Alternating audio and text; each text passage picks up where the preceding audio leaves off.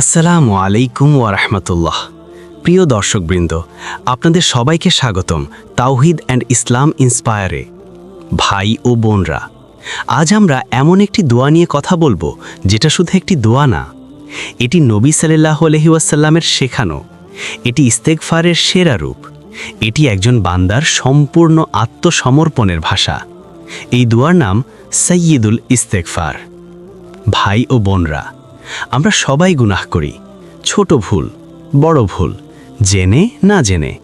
কিন্তু আমাদের সবচেয়ে বড় সৌভাগ্য, আমাদের কাছে এই দোয়া আছে, যেটা আমাদেরকে শেখানো হয়েছে আমাদের প্রিয় নবী সাল্লাল্লাহু আলাইহি ওয়াসাল্লামের মাধ্যমে। একটু চিন্তা করুন, যে দোয়া নবী সাল্লাল্লাহু আলাইহি ওয়াসাল্লাম নিজে শিখিয়েছেন, সেটার গুরুত্ব কতটা। এটা কোনো সাধারণ দোয়া না, এটি সবচেয়ে শ্রেষ্ঠ ইস্তেগফার। এই দোয়ায় আপনি স্বীকার করেন, হে আল্লাহ, তুমি আমার রব, তুমি ছাড়া কোনো উপাস্য নেই, তুমি আমাকে সৃষ্টি করেছ, আমি তোমার বান্দা। এই কথাগুলো শুধু মুখের না, এটি আপনার পরিচয়। ভাই ও বোনরা, এই দোয়ায় আপনি আরও বলেন, হে আল্লাহ, আমি তোমার নেয়ামত স্বীকার করছি, আমি আমার গুনাহ স্বীকার করছি। এই দুইটি একসাথে, কৃতজ্ঞতা এবং লজ্জা, এটাই একজন মুমিনের হৃদয়। সবচেয়ে আশ্চর্যের বিষয়, নবী সাল্লাল্লাহু আলাইহি ওয়াসাল্লাম আমাদেরকে জানিয়েছেন, যে ব্যক্তি এই দোয়া পড়বে পূর্ণ বিশ্বাস ও আন্তরিকতার সাথে, সকালবেলায় পড়ে আর সন্ধ্যার আগে মারা যায়, সে জান্নাতি। আর রাতে পড়ে আর সকাল হওয়ার আগে মারা যায়, সেও জান্নাতি। এটা কি ছোট কোনো ফজিলত? না, এটি একটি বিশাল সুসংবাদ। ভাই ও বোনরা, এই দোয়া শুধু মুখে পড়ার জন্য না, এটি অনুভব করার জন্য, এটি জীবনে আনার জন্য। আপনি যখন বলেন, আমি তোমার বান্দা, তখন আপনি আপনার অহংকার ভেঙে দেন। আপনি যখন বলেন, আমি গুনাহ করেছি, তখন আপনি সত্যিকারের তওবা করেন।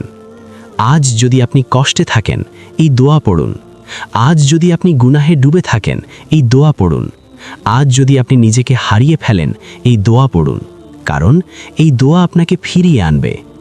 ভাই ও বোনরা, আজ থেকে একটি অভ্যাস করুন, প্রতিদিন সকাল ও সন্ধ্যায় এই দোয়া পড়ুন, মন দিয়ে, চোখে পানি নিয়ে, অনুভব দিয়ে। একদিন আপনি বুঝবেন, এই দোয়া আপনার হৃদয় বদলে দিয়েছে, এই দোয়া আপনাকে আল্লাহের কাছে নিয়ে গেছে। একটি প্রশ্ন, আপনি কি সেই দোয়া পড়ছেন যেটা নবী সাল্লাল্লাহু আলাইহি ওয়াসাল্লাম শিখিয়েছেন? ভাবুন এবং আজ থেকেই শুরু করুন। ভাই ও বোনরা, আমরা এমন একটি প্রশ্নের উত্তর খুঁজব যেটা খুবই গুরুত্বপূর্ণ। কেন এই দোয়ার নাম সাইয়্যিদুল ইস্তেগফার? অর্থাৎ কেন এটাকে বলা হয় ইস্তেগফারের নেতা? অনেক দোয়া আছে, অনেক ইস্তেগফার আছে, কিন্তু এই দোয়া সবার উপরে। কেন? কারণ এটি সম্পূর্ণ একটি জীবন দর্শন। এই দোয়ায় এমন কিছু বিষয় আছে যা অন্য কোনো ইস্তেগফারে একসাথে পাওয়া যায় না। এতে আছে তাওহীদের ঘোষণা। আপনি বলেন, লা ইলাহা ইল্লা আনতা। এর মানে আপনি আপনার হৃদয়কে পরিষ্কার করছেন, আপনি আল্লাহ ছাড়া সব কিছু বাদ দিচ্ছেন। ভাই ও বোনরা, এতে আছে নিজের পরিচয়, আমি তোমার বান্দা। এই কথাটি আপনার অহংকার ভেঙে দেয়, আপনাকে বাস্তবতা মনে করিয়ে দেয়। এতে আছে প্রতিশ্রুতি, আমি তোমার পথে থাকার চেষ্টা করছি। এখানে আপনি বলছেন, আমি নিখুঁত না, কিন্তু আমি চেষ্টা করছি। ভাই ও বোনরা, এতে আছে গুনাহের স্বীকারোক্তি, আমি আমার গুনাহ স্বীকার করছি। এটাই আসল তওবা, নিজের ভুল মেনে নেওয়া। এতে আছে কৃতজ্ঞতা, আমি তোমার নেয়ামত স্বীকার করছি। এটি আপনাকে শেখায় শুধু ক্ষমা চাওয়া না, বরং কৃতজ্ঞ হওয়া। শেষে আপনি ক্ষমা চান, হে আল্লাহ, আমাকে ক্ষমা করো, এবং স্বীকার করেন, তুমি ছাড়া কেউ ক্ষমা করতে পারে না। এই সব কিছু একটি দোয়ায় একত্র হয়েছে। এই কারণেই এটি ইস্তেগফারের নেতা। এই দোয়া আপনাকে শুধু ক্ষমা দেয় না, এটি আপনাকে পরিবর্তন করে, এটি আপনাকে বিনয়ী করে, এটি আপনাকে আল্লাহের কাছে নিয়ে যায়। ভাই ও বোনরা, আপনি যদি এই দোয়া বুঝে পড়েন, আপনার নামাজ বদলে যাবে, আপনার দোয়া বদলে যাবে, আপনার জীবন বদলে যাবে। একটি সত্য মনে রাখবেন, সব ইস্তেগফার ভালো, কিন্তু এই ইস্তেগফার শ্রেষ্ঠ, কারণ এটি হৃদয়কে জাগিয়ে তোলে। আজ থেকে শুধু পড়বেন না, বুঝে পড়ুন, অনুভব করে পড়ুন, নিজের জীবনে প্রয়োগ করুন। একটি প্রশ্ন, আপনি কি শুধু ক্ষমা চাইছেন নাকি নিজেকে বদলাচ্ছেন? ভাবুন এবং আজ থেকেই সত্যিকারের ইস্তেগফার শুরু করুন।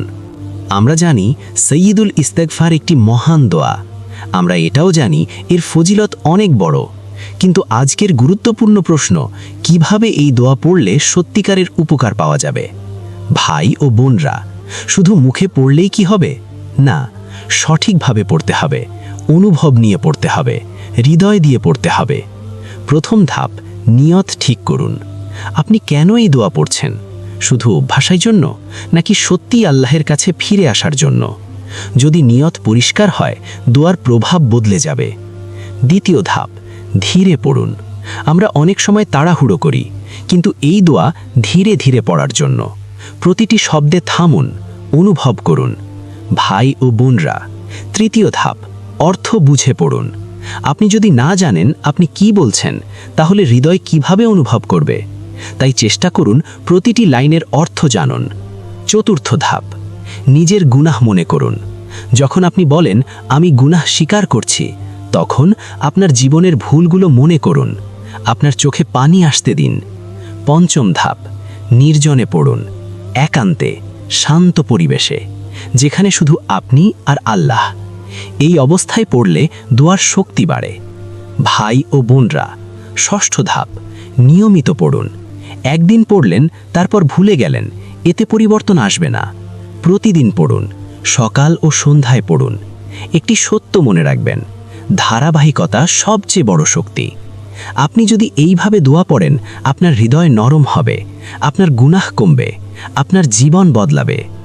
এই দোয়া শুধু একটি রুটিন না, এটি একটি যাত্রা, নিজেকে বদলানোর, আল্লাহের কাছে ফিরে যাওয়ার। আজ থেকে একটি চেষ্টা করুন, প্রতিদিন অন্তত একবার সম্পূর্ণ মনোযোগ দিয়ে এই দোয়া পড়ুন। দেখবেন আপনার ভেতরে পরিবর্তন শুরু হয়েছে। ভাই ও বোনরা, একটি প্রশ্ন, আপনি কি শুধু দোয়া পড়ছেন, নাকি দোয়ার মাধ্যমে নিজেকে গড়ছেন? ভাবুন এবং আজ থেকেই সঠিকভাবে শুরু করুন। আমি দোয়া পড়ছি, ইস্তিগফার করছি, কিন্তু আমার জীবনে তেমন পরিবর্তন আসছে না কেন? ভাই ও বোনরা, এটা খুব বাস্তব একটি অনুভূতি। আপনি চেষ্টা করছেন, কিন্তু ভেতরে ভেতরে ভাবছেন, কিছুই কি বদলাচ্ছে? চলুন কিছু সত্যের মুখোমুখি হই। প্রথম কারণ, আমরা শুধু মুখে পড়ি, হৃদয় না। আমরা শব্দ বলি, কিন্তু অনুভব করি না। আমরা পড়ি, কিন্তু থেমে ভাবি না, তাই দোয়া হৃদয়ে পৌঁছায় না। দ্বিতীয় কারণ, আমরা তাড়াহুড়ো করি। এই দোয়া সময় নিয়ে পড়ার জন্য, কিন্তু আমরা দ্রুত শেষ করি, যেন একটি কাজ শেষ করছি। তৃতীয় কারণ, আমরা গুনাহ ছাড়ার চেষ্টা করি না। আপনি ইস্তিগফার করছেন, কিন্তু একই সাথে একই গুনাহ চালিয়ে যাচ্ছেন। তাহলে পরিবর্তন কিভাবে আসবে? ভাই ও বোনরা, ইস্তিগফার মানে শুধু বলা না, পরিবর্তনের চেষ্টা করা। চতুর্থ কারণ, আমরা ধৈর্য হারিয়ে ফেলি। আমরা চাই আজ পড়লাম, কালই পরিবর্তন, কিন্তু বাস্তবতা হলো পরিবর্তন সময় নেয়। পঞ্চম কারণ, আমরা আল্লাহর উপর পূর্ণ ভরসা করি না। আমরা দোয়া করি, কিন্তু ভিতরে সন্দেহ থাকে, হবে তো? এই সন্দেহ দোয়ার শক্তি কমিয়ে দেয়। একটি সত্য মনে রাখুন, দোয়া কাজ করে, ইস্তিগফার কাজ করে, কিন্তু আপনাকে সঠিকভাবে করতে হবে। ভাই ও বোনরা, আজ থেকে কিছু পরিবর্তন আনুন। ধীরে পড়ুন, বুঝে পড়ুন, গুনাহ কমানোর চেষ্টা করুন, ধৈর্য ধরুন। একদিন আপনি বুঝবেন, পরিবর্তন হঠাৎ আসে না, এটি ধীরে ধীরে গড়ে ওঠে। আপনি যদি থেমে না যান, আপনি অবশ্যই পরিবর্তন দেখবেন। একটি প্রশ্ন, আপনি কি সত্যি পরিবর্তন চান, নাকি শুধু অনুভূতি খুঁজছেন? ভাবুন এবং আজ থেকেই সত্যিকারের চেষ্টা শুরু করুন। ভাই ও বোনরা, আমার জীবন কি আগেই নির্ধারিত?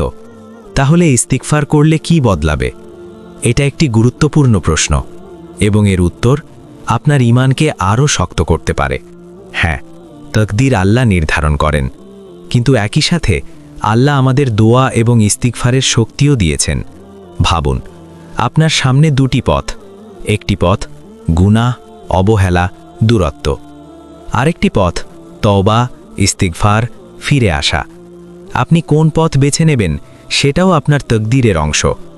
একটি বড় সত্য, ইস্তিগফার আপনার তাকদীরের অংশ পরিবর্তনের মাধ্যম হতে পারে। মানে আপনি ইস্তিগফার করলে আল্লাহ আপনার জন্য সহজতা এনে দেন। আপনার সমস্যা হালকা হয়ে যায়, আপনার রিজিক বেড়ে যায়, আপনার পথ খুলে যায়। অনেক সময় আমরা ভাবি সব কিছু শেষ, কিন্তু আল্লাহ বলেন, না, তুমি আমার দিকে ফিরে আসো। ভাই ও বোনরা, ইস্তিগফার হলো একটি দরজা, যেটা খুললে নতুন সম্ভাবনা শুরু হয়। আপনি হয়তো এখন কষ্টে আছেন, সমস্যায় আছেন, অস্থিরতায় আছেন, কিন্তু ইস্তিগফার এই অবস্থাকে বদলে দিতে পারে। একটি উদাহরণ ভাবুন, আপনি একটি অন্ধকার রুমে আছেন, সব কিছু বন্ধ, আপনি হতাশ। তারপর আপনি একটি সুইচ চাপলেন, আলো জ্বলে উঠল। ইস্তিগফার ঠিক সেই সুইচ যা আপনার জীবনে আলো জ্বালায়। এটা কোনো গল্প না, এটি বাস্তব। অনেক মানুষ তাদের জীবন বদলাতে পেরেছে ইস্তিগফারের মাধ্যমে। কিন্তু মনে রাখবেন, ইস্তিগফার মানে শুধু বলা না, এটি বিশ্বাস, এটি আশা, এটি আল্লাহর উপর ভরসা। আজ যদি আপনি মনে করেন আমার কিছুই বদলাবে না, তাহলে আজ থেকেই ইস্তিগফার শুরু করুন। দেখবেন ধীরে ধীরে সব কিছু বদলাতে শুরু করছে। একটি সত্য মনে রাখবেন, আল্লাহ কখনো দোয়া নষ্ট করেন না। হয়তো তিনি সাথে সাথে দেন, হয়তো পরে দেন, অথবা আরও ভালো কিছু দেন। একটি প্রশ্ন, আপনি কি আপনার তকদিরকে অন্ধকারে রাখবেন নাকি ইস্তিগফারের আলো জ্বালাবেন?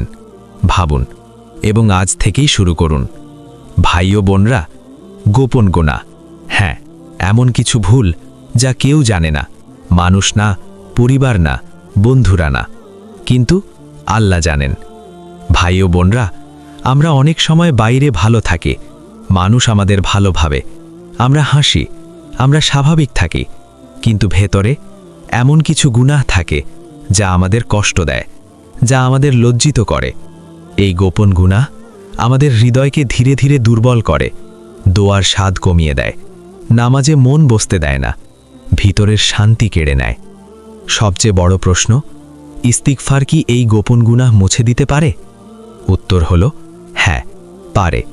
যদি আপনি সত্যি তওবা করেন, আপনি আন্তরিক হন, আপনি ফিরে আসতে চান। আল্লাহ এমন এক রব, তিনি গোপন জানেন, কিন্তু গোপন ক্ষমাও করেন। আপনি যা লুকান আল্লাহ তা দেখেন, কিন্তু যখন আপনি কাঁদেন, যখন আপনি বলেন আস্তাগফিরুল্লাহ, আল্লাহ তা মাফ করে দেন। ভাই ও বোনরা, একটি সুন্দর বিষয়, গোপন গুনাহের তওবা যদি গোপনেই করা হয় তা আরও বেশি খাঁটি হয়, কারণ সেখানে কোনো লোক দেখানো নেই, শুধু আপনি আর আল্লাহ। আপনি যদি এমন কোনো গুনাহে জড়িয়ে থাকেন যা আপনি কাউকে বলতে পারেন না, লজ্জা পাবেন না, হতাশ হবেন না, আল্লাহর কাছে যান। বলুন, হে আল্লাহ, তুমি জানো আমি লজ্জিত, আমাকে ক্ষমা করো। এই কান্না, এই লজ্জা, এই ফিরে আসা, এটাই আপনার মুক্তি। একটি সত্য মনে রাখুন, সবচেয়ে ভালো মানুষ সে না যে কখনো গুনাহ করে না, বরং সে যে গুনাহ করে তারপর ফিরে আসে। ভাই ও বোনরা, আজ যদি আপনার হৃদয়ে কোনো গোপন বোঝা থাকে, সেটাকে নিয়ে ঘুরবেন না, আল্লাহর কাছে রেখে দিন ইস্তিগফারের মাধ্যমে। একদিন আপনি বুঝবেন এই গোপন তাওবাই আপনাকে আল্লাহর সবচেয়ে কাছে নিয়ে গেছে। একটি প্রশ্ন, আপনি কি আপনার গোপন গুনাহ লুকিয়ে রাখবেন নাকি আল্লাহর কাছে সমর্পণ করবেন? ভাবুন এবং আজ থেকেই মুক্তি খুঁজুন। ভাই ও বোনরা, আমরা এমন একটি ইবাদত নিয়ে কথা বলবো যেটা খুবই নীরব কিন্তু সবচেয়ে শক্তিশালী। নীরব ইস্তিগফার। হ্যাঁ, কোনো শব্দ নেই, কোনো মানুষ নেই, শুধু আপনি আর আপনার রব। সব ইস্তিগফার একরকম না। কিছু ইস্তিগফার আমরা জোরে বলি, মানুষ শোনে, কিন্তু কিছু ইস্তিগফার হৃদয়ের ভিতরে হয়, চোখের পানিতে হয়, নীরবে হয়। আর এই নীরব ইস্তিগফার সবচেয়ে খাঁটি। আপনি কি কখনো এমন সময় পেয়েছেন যখন আপনি একা, চারপাশ নিস্তব্ধ, আপনি ভেঙে পড়েছেন এবং হঠাৎ আপনার চোখে পানি চলে আসে, আপনি ধীরে বলেন আস্তাগফিরুল্লাহ? এই মুহূর্তটাই সবচেয়ে মূল্যবান। এই নীরব কান্না আল্লাহ সরাসরি শোনেন। কেউ জানে না, কিন্তু আল্লাহ জানেন। নীরব ইস্তিগফার কেন এত শক্তিশালী? কারণ এতে কোনো রিয়া নেই, দেখানোর কিছু নেই, এতে শুধু সত্যটা আছে। ভাই ও বোনরা, যখন আপনি নীরবে কাঁদেন, তখন আপনি আপনার অহংকার ভেঙে ফেলেন, আপনি নিজের দুর্বলতা মেনে নেন, আর এই মুহূর্তে আল্লাহ আপনার খুব কাছে থাকেন। অনেক সময় আমরা দোয়া করি কিন্তু মন থাকে না, কিন্তু যখন আপনি ভেঙে পড়েন তখন দোয়া নিজে থেকেই আসে। এটাই নীরব ইস্তেগফারের শক্তি। আজ যদি আপনি কষ্টে থাকেন, কাউকে বলতে পারছেন না, ভেতরে ভেতরে ভেঙে যাচ্ছেন, তাহলে নীরবে আল্লাহর কাছে যান। কোনো শব্দ না করেও আপনার কান্না পৌঁছে যাবে। ভাই ও বোনরা, একটি সত্য মনে রাখুন, আল্লাহ শব্দ না, হৃদয় দেখেন। আপনি জোরে বলুন বা চুপচাপ, যদি হৃদয় সত্য হয় দোয়া পৌঁছে যাবে। আজ থেকে একটি অভ্যাস করুন, প্রতিদিন কিছু সময় একা থাকুন, নীরবে ইস্তেগফার করুন, নিজের সাথে কথা বলুন, আল্লাহর সাথে কথা বলুন। একদিন আপনি বুঝবেন এই নীরব মুহূর্তগুলোই আপনার জীবন বদলে দিয়েছে। এই অদৃশ্য কান্নাই আপনাকে আল্লাহর সবচেয়ে কাছে নিয়ে গেছে। একটি প্রশ্ন, আপনি কি শুধু শব্দে দোয়া করছেন নাকি হৃদয় দিয়ে কান্না করছেন? ভাবুন এবং আজ থেকেই নীরবভাবে শুরু করুন। এমন একটি ব্যথা নিয়ে কথা বলবো যেটা চোখে দেখা যায় না কিন্তু হৃদয়ে অনুভব করা যায়। অন্তরের ক্ষত। হ্যাঁ, জীবনে এমন কিছু মুহূর্ত আসে যখন আপনি ভেঙে পড়েন, যখন কেউ আপনাকে বোঝে না, যখন আপনার ভিতরটা ফাঁকা লাগে। আপনি হয়তো হাসছেন কিন্তু ভিতরে এক ধরনের ব্যথা, এক ধরনের চাপ, এক ধরনের নিঃসঙ্গতা। এই ক্ষত কোথা থেকে আসে? গুনাহ থেকে, কষ্ট থেকে, হতাশা থেকে। এই ক্ষত মানুষ সারাতে পারে না, বন্ধুরা পারে না, পরিবার পারে না, কারণ এটি হৃদয়ের গভীরে। এখানেই আসে ইস্তেগফারের শক্তি। ইস্তেগফার শুধু গুনাহ মাফ করে না, এটি আপনার হৃদয়কে সারিয়ে তোলে। আপনি যখন বলেন আস্তাগফিরুল্লাহ, তখন আপনার ভিতরের চাপ কমে, আপনার হৃদয় হালকা হয়, আপনার আত্মা শান্তি পায়। ভাই ও বোনরা, আপনি কি কখনো খেয়াল করেছেন যখন আপনি কাঁদেন এবং আল্লাহর কাছে বলেন আমি ভুল করেছি, তখন আপনার বুক হালকা হয়ে যায়? এটাই ইস্তেগফারের চিকিৎসা। এই দুনিয়ায় অনেক চিকিৎসা আছে, কিন্তু হৃদয়ের জন্য সবচেয়ে বড় চিকিৎসা হলো ইস্তেগফার। আপনি যদি ভেঙে পড়েন, ইস্তেগফার করুন। আপনি যদি একা অনুভব করেন, ইস্তেগফার করুন। আপনি যদি কষ্টে থাকেন, ইস্তেগফার করুন, কারণ এটি আপনার অন্তরকে জোড়া লাগাবে। একটি সত্য মনে রাখুন, আল্লাহ এমন বান্দাকে ভালোবাসেন যে কষ্টে তার কাছে ফিরে আসে। যখন আপনি ভেঙে পড়েন, তখন আপনি আল্লাহর সবচেয়ে কাছে থাকেন। ভাই ও বোনরা, আজ যদি আপনার হৃদয়ে কোনো ক্ষত থাকে, তাহলে সেটাকে লুকিয়ে রাখবেন না, আল্লাহর কাছে খুলে বলুন ইস্তেগফারের মাধ্যমে। একদিন আপনি বুঝবেন এই অদৃশ্য চিকিৎসাই আপনাকে সুস্থ করে দিয়েছে। এই নীরব ইস্তেগফারই আপনার হৃদয়কে আবার জীবিত করেছে। একটি প্রশ্ন, আপনি কি আপনার কষ্ট নিয়ে একা থাকবেন নাকি আল্লাহর কাছে তা সমর্পণ করবেন? ভাবুন এবং আজ থেকেই আরোগ্য খুঁজুন। ভাই ও বোনরা, আজ আমরা এই সিরিজের শেষ প্রান্তে এসে দাঁড়িয়েছি একটি গভীর সত্য নিয়ে। সেটা হলো, যখন সব দরজা বন্ধ হয়ে যায় তখন কি থাকে? জীবনে এমন সময় আসে যখন কেউ পাশে থাকে না, যখন সব পথ বন্ধ মনে হয়, যখন আপনি একদম একা। আপনি চেষ্টা করেন কিন্তু কিছুই ঠিক হয় না। আপনি কথা বলতে চান কিন্তু কাউকে পান না। এই অবস্থায় মানুষ ভেঙে পড়ে, কিন্তু একজন মুমিন ভেঙে পড়ে না, ফিরে যায়। কোথায়? আল্লাহর কাছে। ভাই ও বোনরা, এই পৃথিবীতে সব দরজা বন্ধ হতে পারে, মানুষের দরজা, সুযোগের দরজা, সাহায্যের দরজা, কিন্তু আল্লাহর দরজা কখনো বন্ধ হয় না। আর সেই দরজার চাবি ইস্তেগফার। আপনি যদি এমন অবস্থায় থাকেন যেখানে আপনি হাল ছেড়ে দিতে চাইছেন, যেখানে আপনি মনে করছেন সব শেষ, তাহলে মনে রাখুন কিছুই শেষ না যতক্ষণ আপনি বলতে পারেন আস্তাগফিরুল্লাহ।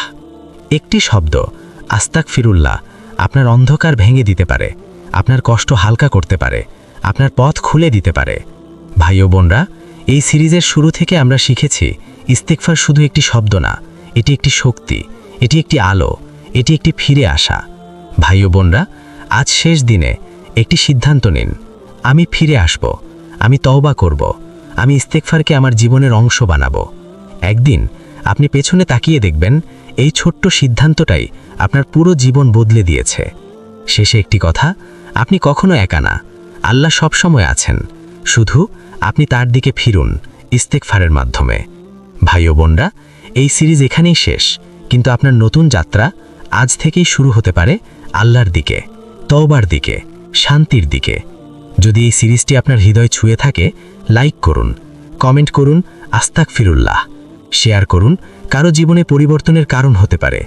বেল সাবস্ক্রাইব করুন, তাওহীদ অ্যান্ড ইসলাম ইন্সপায়ার, আরও এমন হৃদয় ছোঁয়া ইসলামিক রিমাইন্ডারের জন্য। আল্লাহ আমাদের সবাইকে ক্ষমা করুন, আমিন। আসসালামু আলাইকুম ওয়া রাহমাতুল্লাহ।